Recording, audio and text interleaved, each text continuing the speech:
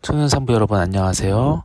오늘 11월 월삭 큐티는 생방으로 하지 않고 녹화로 한다고 말씀을 미리 드렸죠. 이번 토요일 아침에, 그러니까 오늘 아침에 지역연합예배 인도 담당이 저여서 생방으로 하기에는 시간대가 조금 부담스러웠습니다.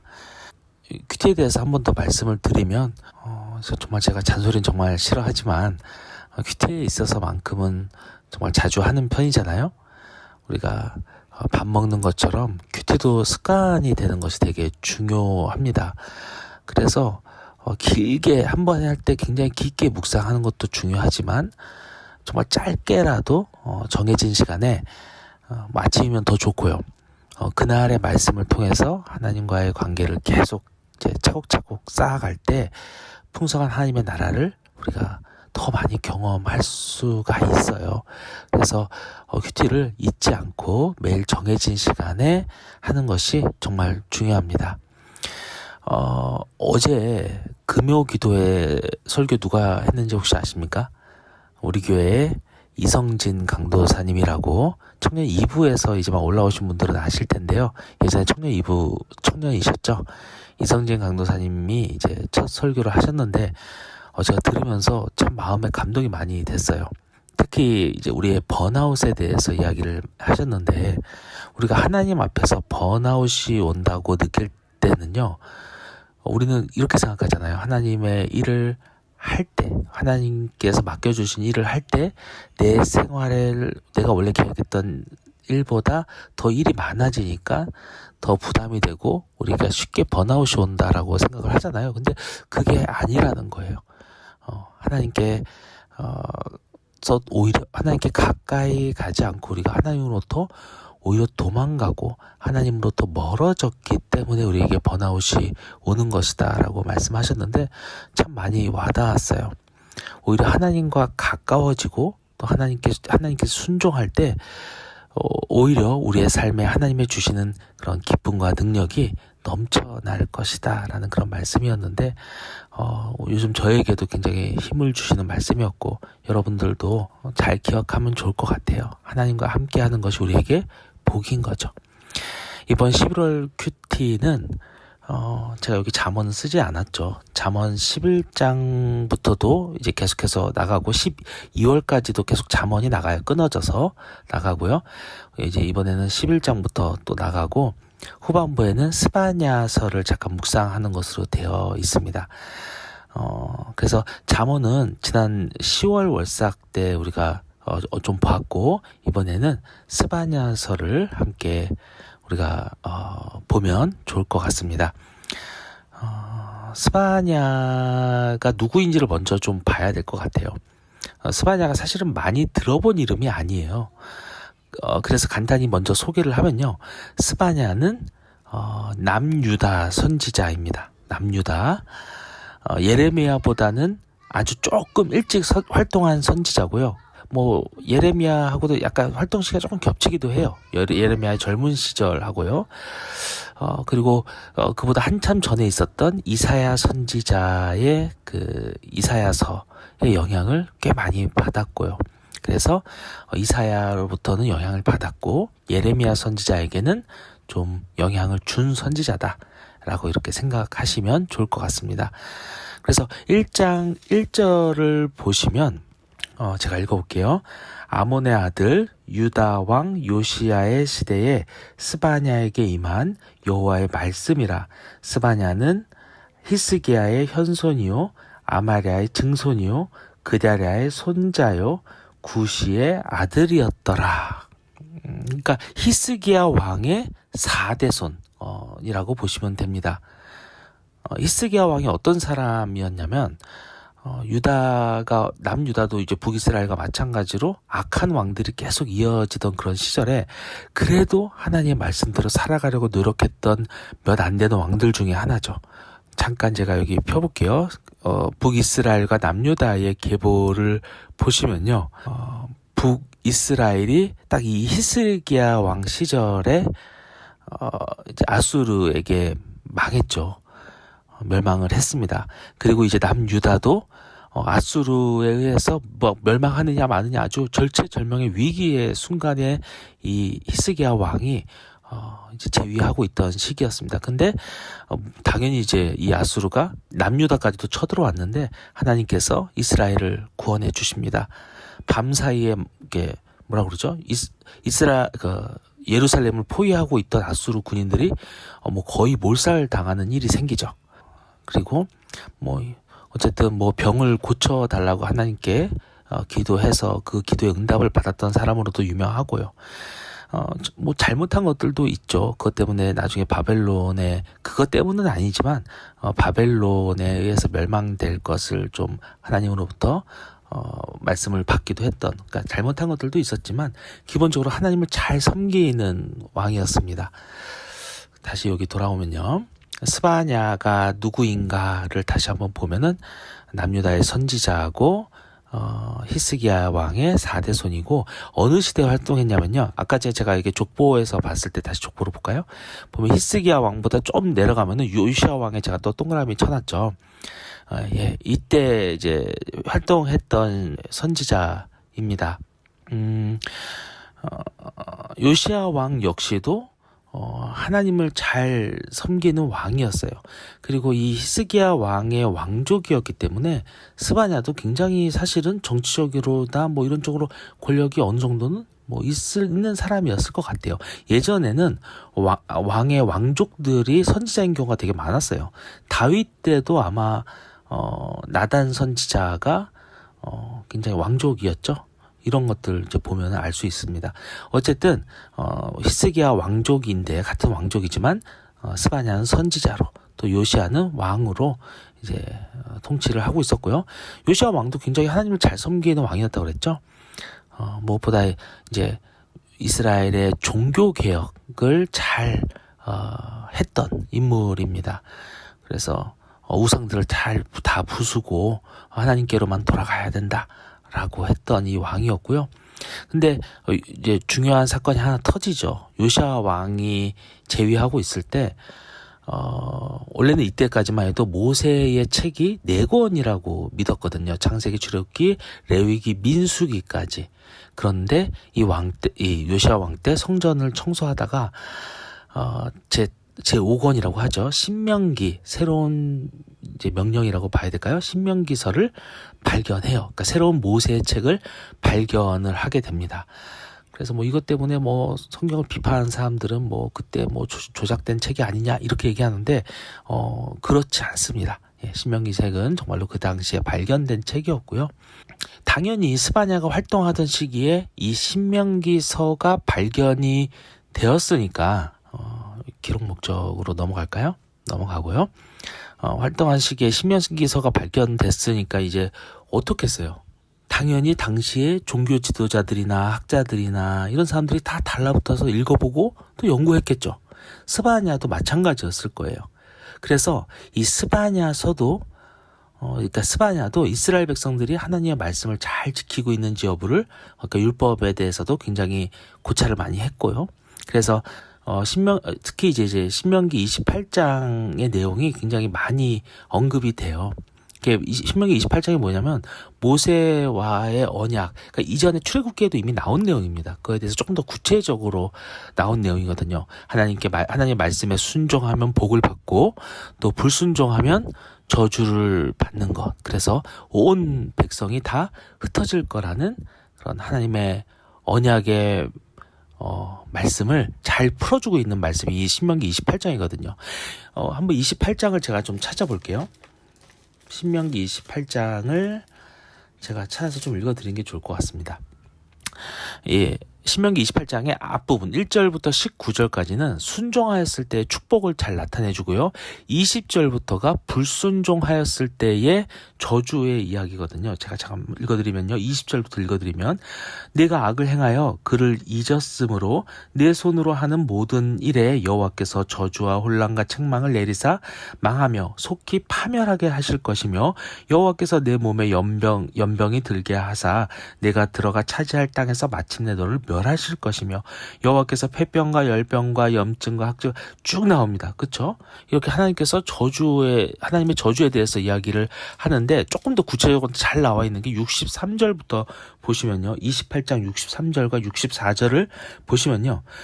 여호와께서 너희에게 선을 행하시고 너희를 번성하게 하시기를 기뻐하시던 것 같이 이제는 여호와께서 너희를 망하게 하시며 멸하시기를 기뻐하시리니 너희가 들어가 차지할 땅에서 뽑힐 것이요 여호와께서 너를 땅 이 끝에서 저 끝까지 만민 중에 흩으시리니 내가 그곳에서 너와 네 조상들이 알지 못하던 목석 우상을 섬길 것이라.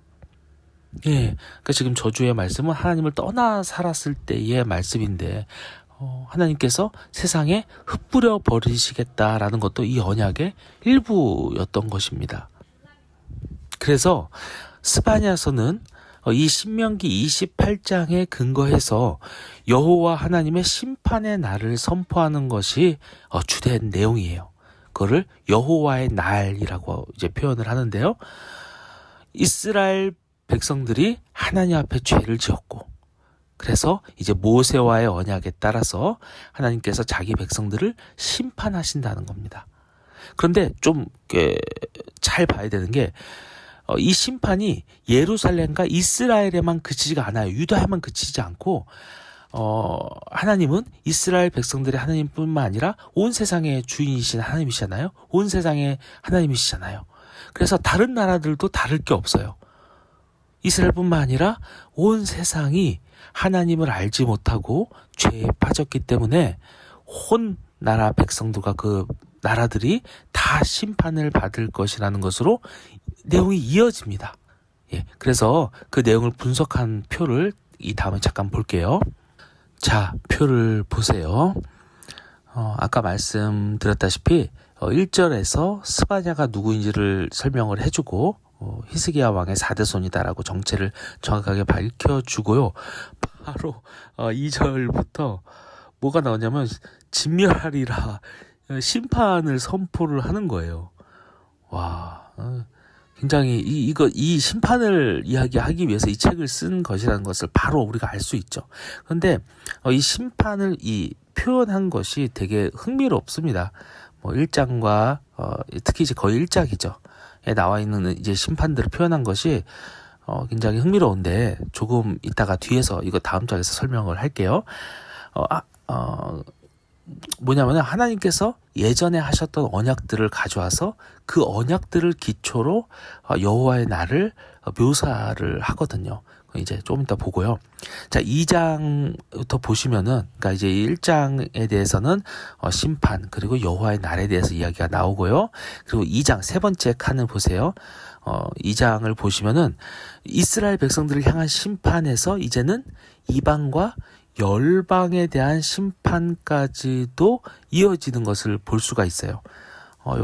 여기 우리 생명의 삶 책엔 나와 있지 않지만 2장 2절 3절을 제가 읽어볼게요. 스바냐 2장 2절 3절입니다. 명령이 시행되어 날이 겨같이 지나가기 전 여호와의 진노가 너희에게 내리기 전 여호와의 분노의 날이 너희에게 이르기 전에 그리할지어다. 여호와의 규례를 지키는 세상의 모든 겸손한 자들아 너희는 여호와를 찾으며 공의와 겸손을 구하라. 너희가 혹시 여호와의 분노의 날에 숨김을 얻으리라.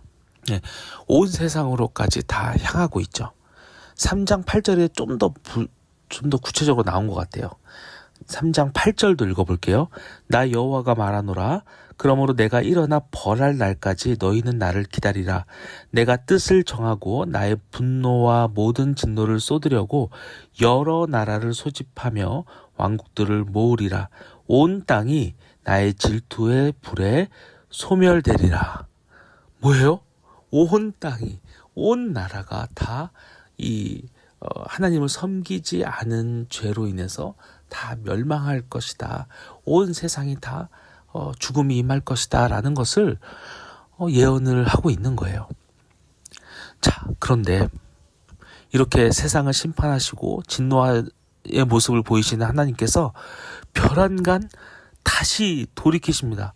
아무런 어떤 사전에 어떤 이야기 없이 갑자기 또 자기의 백성과 그리고 온 열방을 구원하시고 또 회복시키는 소망의 이야기로 바로 넘어갑니다.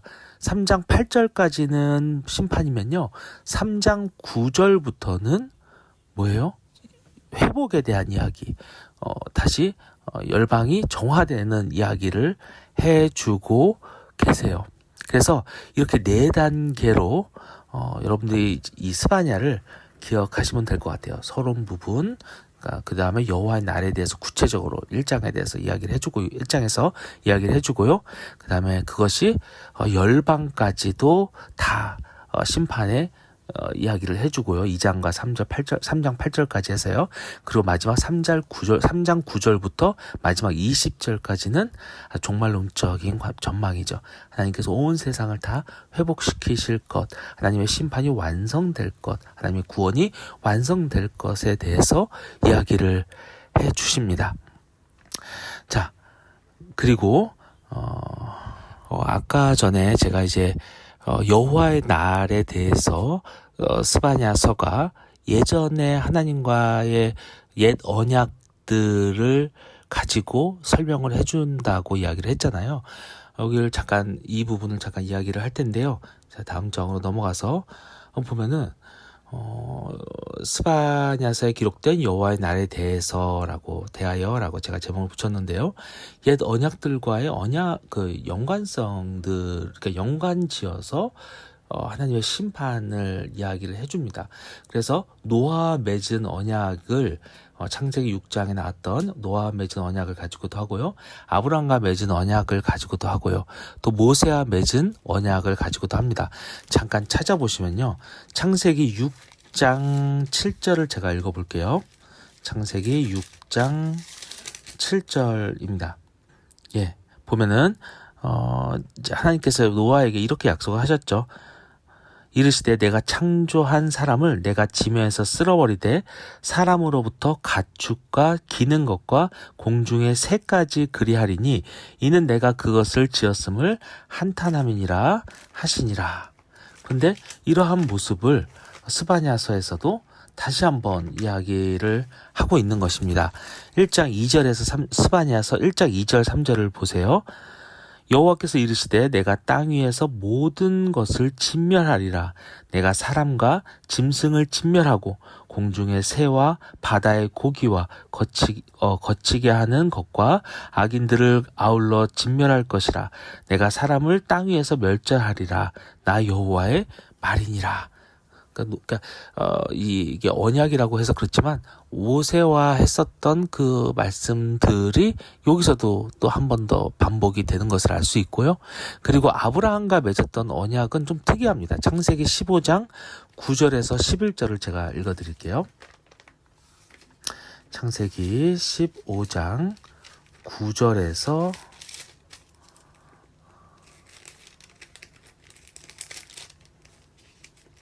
11절 말씀인데요.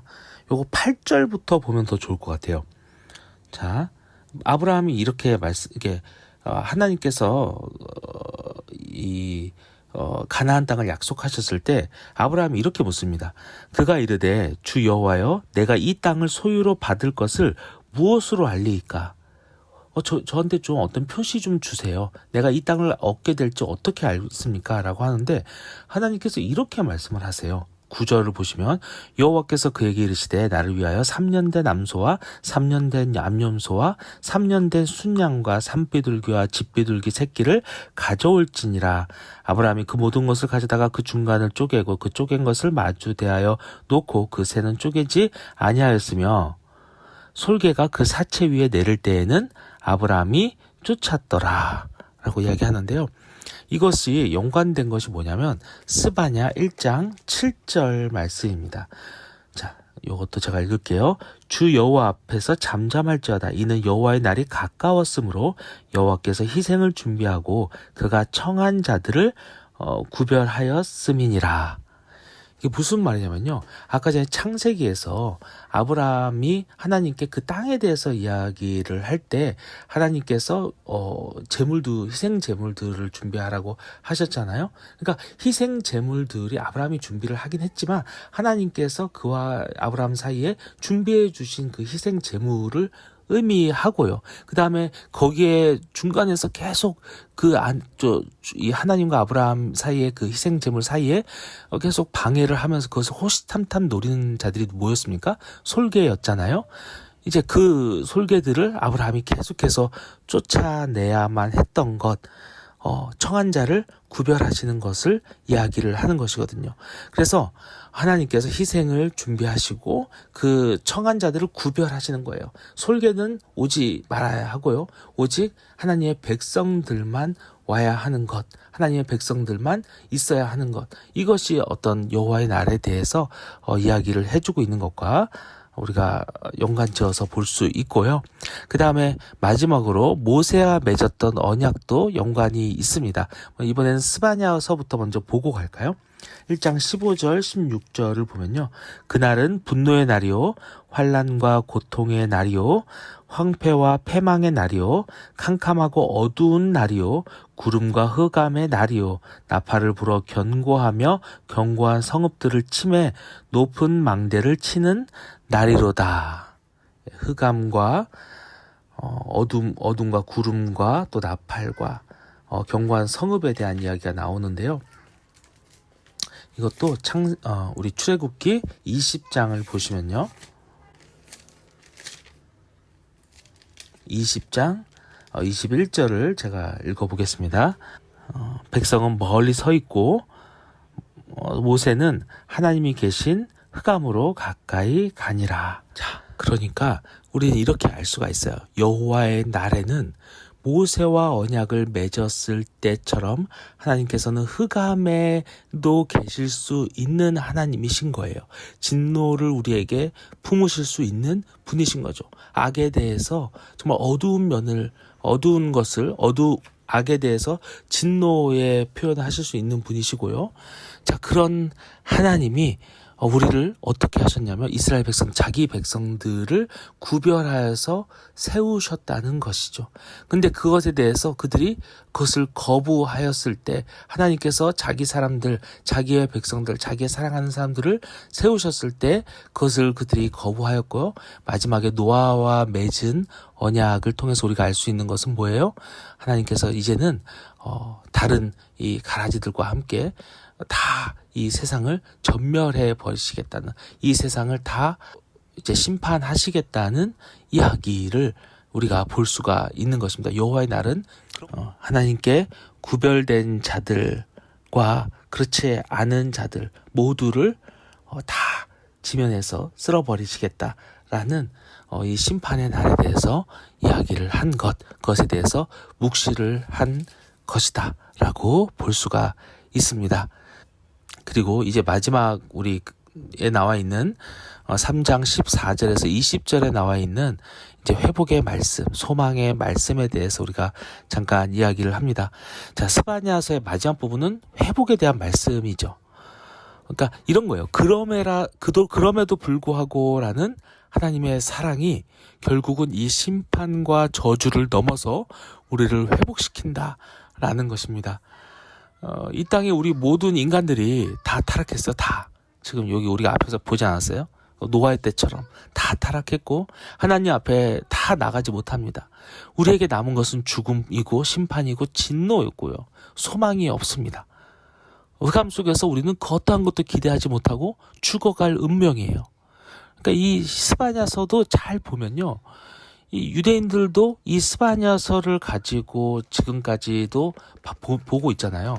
근데 잘 생각해 보세요. 이미 하나님께서는 여기서도 이 스바냐서에서도 온 세상이 다 구별해 두셨던 이스라엘 백성이나 그렇지 않은 이방 민족들이나 진노가 공평하게 다 임할 것을 여기서 이미 이야기를 하셨던 거였잖아요. 그리고 어떻게 한 거예요? 하나님께서 이 모든 사람들에게 대해서 다시 한번 모두가 다 이제 하나님의 그 심판에서 유대인이건 아니면 이방인이건 모두가 다 어떠한 기대도 하지 못하고 죽어갈 운명이다라는 것을 이야기를 하고 있지 않습니까? 그런데 이제 다시 하나님께서는 다시 한번 언약을 생각하십니다. 아브라함에게 주셨던 언약 있죠? 이스라엘과 온 백성, 온 땅의, 온 나라의 민족들에게 복이 임할 것이라는 것이었죠. 다윗과의 언약도 있었죠. 다윗의 자손을 통해서 하나님의 나라가, 영원한 하나님의 나라가 세워질 거라는 것이고요. 하나님께서는 다시 이 언약들을 성실히 지킬 것을 말씀을 하십니다. 3장 8절, 9절부터요. 공의로우신 하나님이 심판 속에서도, 죄 때문에 심판을 하셔야 되잖아요. 그 심판 속에서도 우리를 이제 무조건적으로 다시 사랑하시겠다는 그 약속 역시도 지켜주시는 것입니다.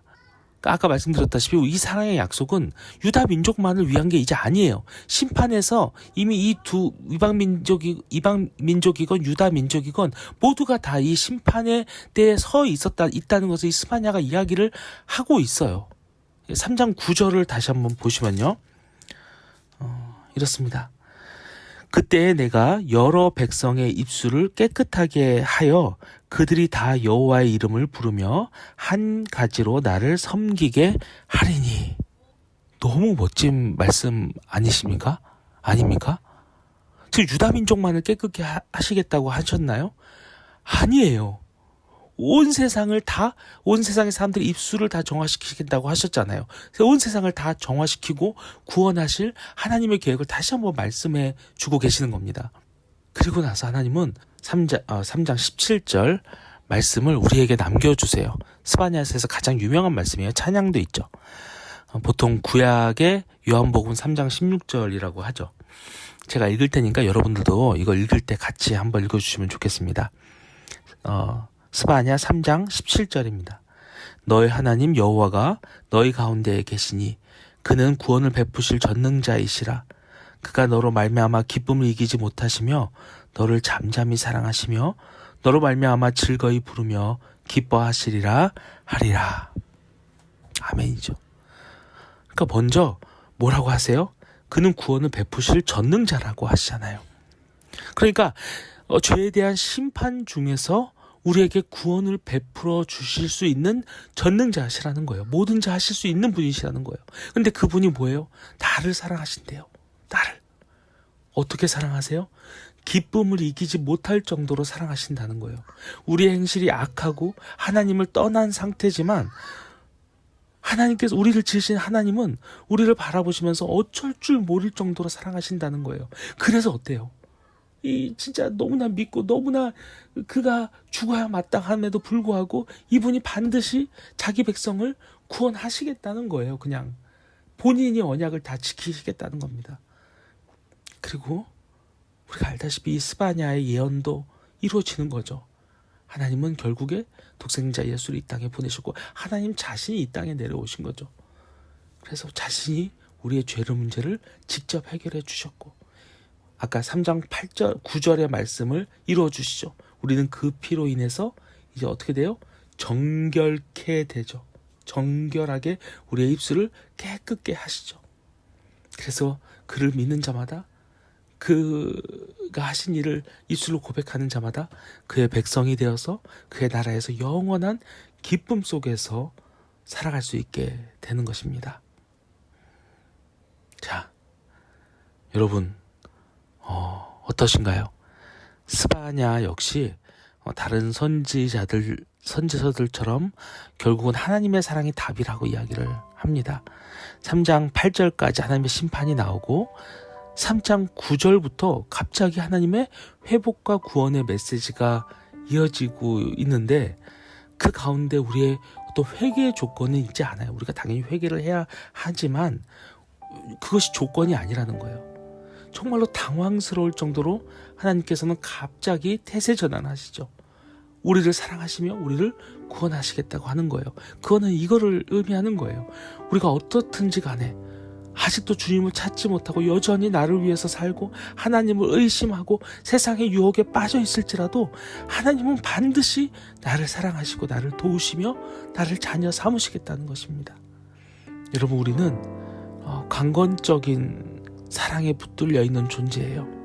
저 멀리 신기루처럼 보이는 행복을 쫓아서 우리는 하나님으로부터 벗어나고 싶어도 하나님은 능력의 팔로 우리를 붙들어 주시고 계시는 거예요. 도망가지 못하게 꽉. 그래서 때로는 하나님이 나를 붙잡고 계시는 것이 부담스럽습니다. 좀 놔주셨으면 좋겠어요. 저 좀 놔주시겠어요? 아주 자유롭게 세상 사람들처럼 살고 싶어요. 그런데 그럼에도 불구하고 하나님은 우리를 꼭 붙잡고 놓아주시지 않는다는 것입니다. 왜요? 내가 지금 이 하나님을 뿌리치고 가려고 하는 그곳, 신기루와 같은 그곳에 가면은 반드시 우리가 죽는다는 것을 아시기 때문에 그래요. 그래서 우리가 아무리 발버둥치고 발로 차내고 하나님을 원망하더라도 주님은 우리를 꼭 붙잡고 계실 거예요. 앞으로도 그럴 것입니다. 그리고 우리에게 말씀하시겠죠. 너를 사랑한단다. 내가 너를 사랑해서 어쩔 줄 모르겠어. 나와 함께 있으렴. 여러분, 죄악 가운데서 파멸의 길을 향하던 우리를 하나님께서 구원해 주시잖아요. 너무나 큰 은혜예요. 우리 오늘 기도할 때에 다시금 나를 살려주신 하나님께 감사의 기도를 드리는 시간이 되면 좋겠어요. 유대인들이 생각하는 것처럼 이방 민족들에게까지 하나님께서 이 구원의 은혜를 베푸지 않으셨다면 우리 모두 이방인이지 않습니까? 우리는 여전히 죽음이 왕노릇하는 세상에서 하나님의 이름도 모른 채 죽은 삶을 살 수밖에 없었던 존재였습니다. 근데 하나님께서 정말로 하나님을 알지 못하고 죽을 뻔했던 우리에게 이 구원을 만끽할 수 있게 하셨습니다. 그 은혜를 이 시간 이번 11월 큐티를 준비하면서 함께 기도하면 좋겠고요. 또 하나는 지금도 세상에 주님을 알지 못하고 이 회복의 기쁨 또 영생의 소망을 받지 못하고 얻지 못하고 살아가는 많은 사람들이 있습니다. 우리가 평생 동안 이 전도의 사명을 잘 감당할 수 있게 해달라고 용기를 달라고 기도하시기 바랍니다. 그리고 마지막으로 우리가 첫 번째 기도 제목으로 제가 올린 건데요. 이번 한 달도 또 자문과 스바냐를 잘 묵상하는 중에서 말씀의 은혜를 더 잘 깨달아 알고 그 말씀대로 살아가는 11월 달이 되게 해달라고 이렇게 기도하시면 좋겠습니다. 끝나고 다 기도하세요. 자, 제가 기도하고 마치겠습니다. 사랑의 하나님 아버지 감사합니다. 때로는 우리가 얼마나 죄인인지도 모르고 살아갈 때가 많이 있습니다. 하나님을 잊고 떠나려고 할 때도 많이 있습니다. 그럼에도 불구하고 나를 사랑해 주시고 나를 붙들어 주시는 그 은혜를 진심으로 감사드립니다. 주님, 내가 살아있는 동안에 늘 내 곁에 계셔 주옵소서. 주님의 사랑을 알지 못하고 저 죄악 가운데 저 죄악의 환상 속에 빠져 그곳으로 가고자 하는 열망이 있을 때도 주님께서 늘 붙들어 주시고 주님의 품 안에서 평안과 진정한 평안과 행복을 누릴 수 있도록 우리 모두를 인도하여 주옵소서. 아버지 하나님, 11월도 열심히 주님과 함께하는 시간들을 잘 지켜나갈 수 있도록 인도하여 주옵소서. 예수 그리스도의 이름 받들어 기도드리옵나이다. 아멘. 11월 한 달간도 월서 큐티 잘 하시기 바랍니다. 마치겠습니다.